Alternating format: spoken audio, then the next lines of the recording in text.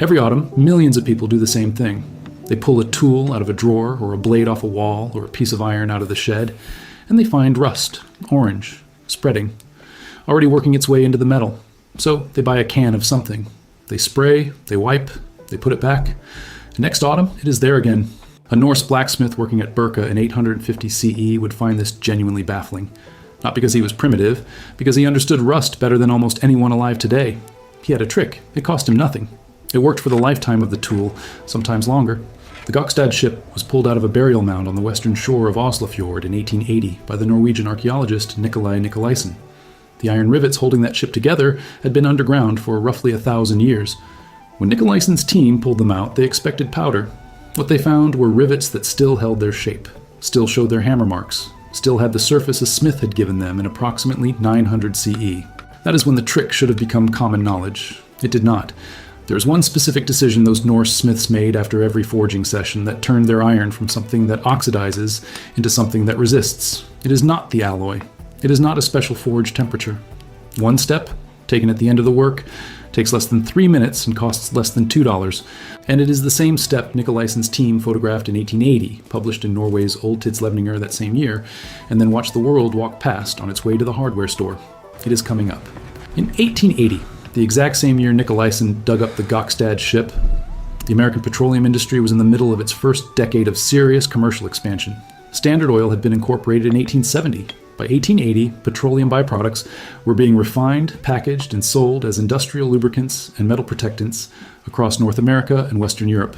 The market for tallow, for beeswax, for the traditional fat-based coatings that European and Norse smiths had used for 1,000 years, that market was being replaced, not because the old method failed, because the new method could be invoiced. The global anti-corrosion coating market is now worth more than $30 billion annually.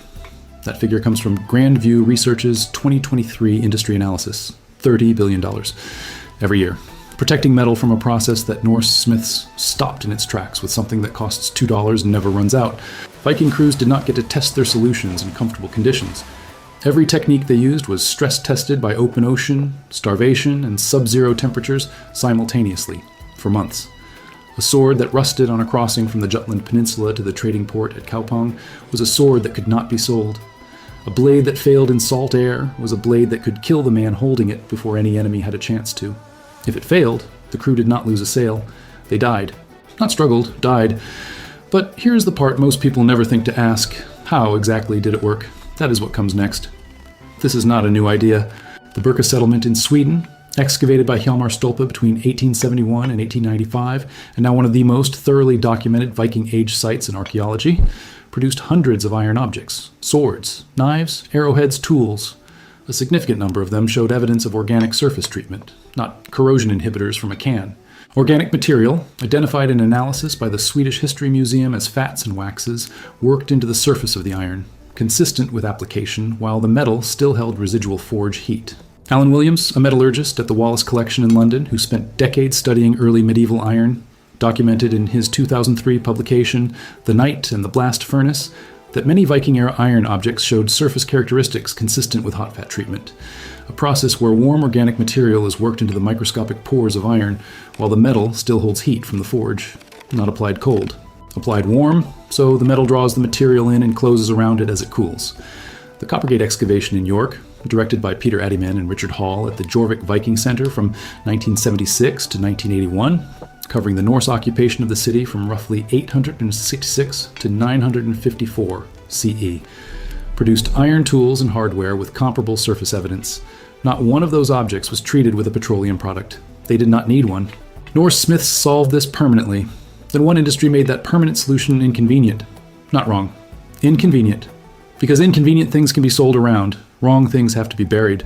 Every blacksmith working at Birka, at Hedeby, at Kaupang solved this without paying anyone, without a bill, without a supplier, without a service contract.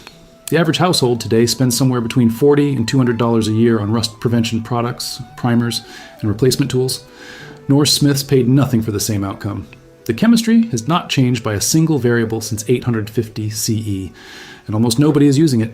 If what this channel does, pulling techniques directly from the archaeological record and showing you exactly how to use them, is something you want to see more of, subscribe and turn the bell on. That is genuinely all. You have seen this your whole life and just never connected the dots. Think about what happens when you fry something in a cast iron pan. The pan darkens. It builds a surface. After a few years, a well-seasoned cast iron skillet is practically non-stick. Not because someone coated it in chemicals, but because fat has been worked into the metal's pores repeatedly at high heat. That process has a name.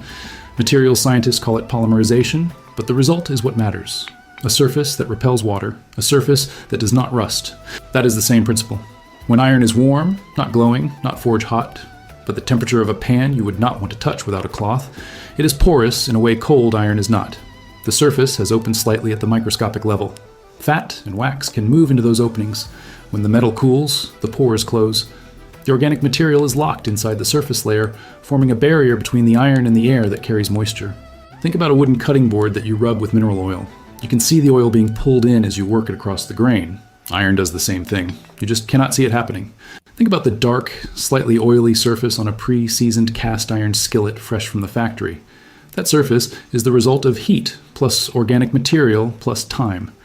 A Norse blacksmith at Hedeby got the same surface in 3 minutes, using fat that was already in the workshop as a byproduct of the cooking fire. Most people who try to replicate this get one step wrong.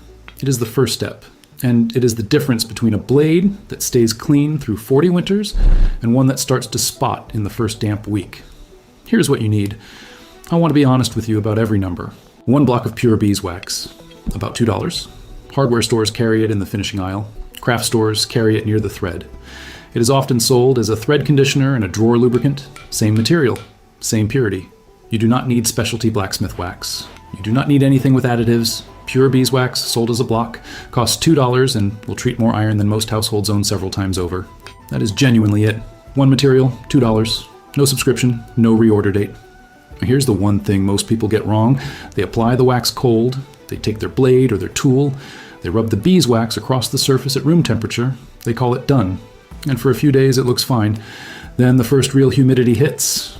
A damp morning, a wet shed, a rainy week, and the rust spots begin, and they blame the method. The Norse smiths working at Hedeby, the major trading settlement on the Jutland Peninsula occupied from approximately 800 to 1050 CE, and excavated extensively by Herbert Janken beginning in the 1930s, did not apply their protective coatings cold. The evidence Jankun's team found was not a wax film sitting on the surface of the iron. It was material worked into the iron itself. That only happens at temperature. The variable is heat. The iron must be warm enough to open its surface to the wax, but not so hot that the wax burns off immediately before it can penetrate. That range, what a material scientist would call the transition zone just below the wax's flashpoint, is the zone where beeswax melts cleanly on contact and is pulled in rather than burning away as smoke. The way you find that range without a thermometer is the same way the Norse smiths found it. Touch the surface with the corner of the beeswax block itself. If the wax does not melt at all, the metal is too cold. If the wax smokes and blackens immediately, it is too hot, and you are losing material to the air rather than the iron. You want the wax to melt smoothly on contact and visibly pull across the surface as the heat draws it in. That is the diagnostic. Temperature first. Everything else follows.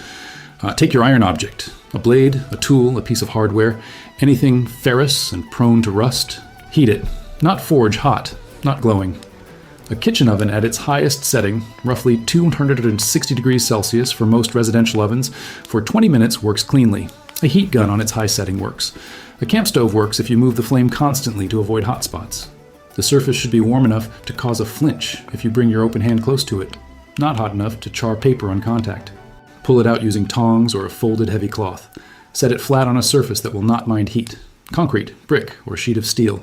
Work with purpose, but without rushing. Take the block of beeswax and press its edge against the iron surface firmly. You will see it melt on contact. Push it across the surface in long, deliberate strokes, covering every face completely, including recesses and corners. The wax will liquefy and pull away from the block onto the iron. The surface will change color as you work, from the flat gray of bare iron to a slightly darker, warmer tone as the wax fills the pores. While the surface is still warm, take a clean, lint-free cotton rag, the kind sold for polishing or for applying wood finish, and wipe the surface down firmly, not to remove the wax, to push what is still liquid deeper into the surface and to remove the excess, sitting on top rather than inside the metal. You are not buffing yet. You are pressing. Oh, set it down on a clean surface. Let it cool without moving it for at least 10 minutes. Do not check it. Do not touch it. Let the metal cool around the wax inside it. The next step is the one most people skip entirely. It is also the one that separated a Norse blade that arrived in Kaupang after a 3-week sea crossing without a single rust spot from one that arrived corroded past sail. What it looks like, and why it changes everything about how long this treatment holds, is coming right now. Buff the surface. A stiff, natural bristle brush, the kind you would use to scrub a cast iron pan or a wooden deck, works correctly for this. Work against the grain of the surface first, then with it, then in circles for 30 seconds. The friction generates a small amount of heat. That residual heat continues to work the remaining wax deeper into any areas the application stroke missed. What you will see after 2 minutes of this is a surface that catches light differently. Not shiny, not wet looking, dark, even. The way a tool looks after 20 years of correct use and correct care, that is not aesthetic. That is the wax sitting inside the surface instead of on it. The smart test takes 5 seconds. Breathe on the surface, hard, the way you breathe on a cold window to fog it. Watch what the moisture does. If the condensation beads immediately and rolls off, pulling itself into droplets rather than spreading flat, the wax has formed a hydrophobic layer across the iron. The surface is now chemically hostile to standing water. Without standing water, the oxidation process that creates rust cannot begin. If the condensation spreads flat across the surface instead, the wax did not penetrate evenly. Reheat the piece and repeat the application on those areas.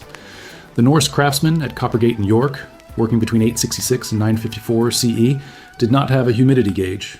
They had their breath and a piece of finished iron. If moisture beaded, the blade was ready. If it spread, the blade went back to the fire. You just built a rust prevention system that has outlasted every petroleum product on the hardware store shelf by at least 900 years. If this is the kind of technique you want to keep receiving, pulled directly from the excavation record, priced at what the materials actually cost, subscribe and stay. This is the only thing this channel does. One piece of iron, one treatment. Think about what happens when you scale that. A working household, with the iron objects a family of 4 actually owns across the kitchen, the workshop, the garden, and the gates, might have 30 to 40 separate ferrous pieces that rust annually. At current prices for commercial rust prevention sprays and primers, treating and maintaining those objects costs between $60 and $150 per year, conservatively.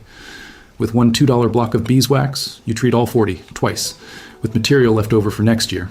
The scale at which Norse settlements operated makes the arithmetic more striking still. The Trelleborg ring fortress, constructed in approximately 980 CE during the reign of Harold Bluetooth, and excavated systematically from 1934 onward by Danish National Museum archaeologist Paul Nerland, housed a garrison estimated at between 400 and 600 men. Every one of those men carried iron, axes, swords, knives, shield bosses, belt hardware, boot fittings. The settlement had a single centralized forge operation responsible for keeping all of that iron functional and corrosion resistant through the full Baltic winter. A climate that pushes more moisture into unprotected metal than almost any environment on Earth that is not directly underwater. That forge operation did not invoice anyone. It did not operate on a supply contract for a proprietary coating. It operated on rendered animal fat and beeswax, both already present in any Norse settlement as byproducts of food production, and on the knowledge of when and how to apply them. Else Rosedal in The Vikings, published by Penguin in 1987, documents the centralized craft production of settlements like Trelleborg as one of the defining economic features of the late Viking Age. The forge was not a luxury, it was infrastructure, and its rust prevention cost nothing outside the labor of the smith. No bills, no infrastructure cost, no asking anyone's permission to protect what you own. There is one condition where this holds less effectively than others. The Norse smiths who worked coastal hardware and below waterline ship fittings knew it, and they accounted for it with one additional step that takes 30 seconds. What that step looks like, and why it specifically matters for outdoor iron and anything that will see direct water contact, is the last thing in the script. The limitation is standing water. Beeswax penetrates iron and forms a protective barrier against airborne moisture and humidity. It does this extremely well. What it does not do as well is resist prolonged direct contact with liquid water sitting against the surface. A gate hinge exposed to rain will hold. A fence post with its base sitting in a puddle for 6 hours at a time will eventually show the wax displacing at the waterline. Not because the method failed, because it was not designed for that specific condition alone. Norse smiths working on hardware destined for below waterline or near waterline use on longships used a second material on top of the wax, pine tar. Applied warm, directly over the wax while the metal was still holding heat from the beeswax treatment. Pine tar, produced by slow-burning pine wood in a sealed kiln, a process documented in Scandinavian archaeology and referenced in the Norse agricultural records compiled in the Landnámabók around 1100 CE, is a natural hydrophobe that does not displace under sustained water contact the way wax alone will. It fills the surface above the wax layer and creates a seal that liquid water cannot work under. The combination is what Nikolai Nikolaisen found on the Gokstad ship rivets in 1880. Organic material inside the pores of the iron, consistent with wax penetration, and a surface layer consistent with pine tar, weathered and compressed by 1,000 years of burial but still chemically identifiable. One treatment. Applied sometime around 900 CE. Still operating in 1880 when Nikolaisen's team pulled those rivets into the light. For indoor tools, kitchen knives, workshop hardware, and outdoor ironwork that does not sit in standing water. The beeswax application described in this tutorial is sufficient. Add pine tar only if the iron will be in sustained contact with standing or flowing liquid. The Gokstad ship is in the Viking ship museum in Oslo today. The rivets Nikolai Nikolaisen pulled from that mound in 1880 are still there, still carrying their hammer marks, still showing the surface a Norse blacksmith applied in approximately 900 CE. The chemistry inside those rivets is still operating. The wax is still in the pores of that iron, still doing exactly what it was put there to do 1,000 years ago. What you just built does the same thing. I do not know what brought you here today. It does not matter. It works either way.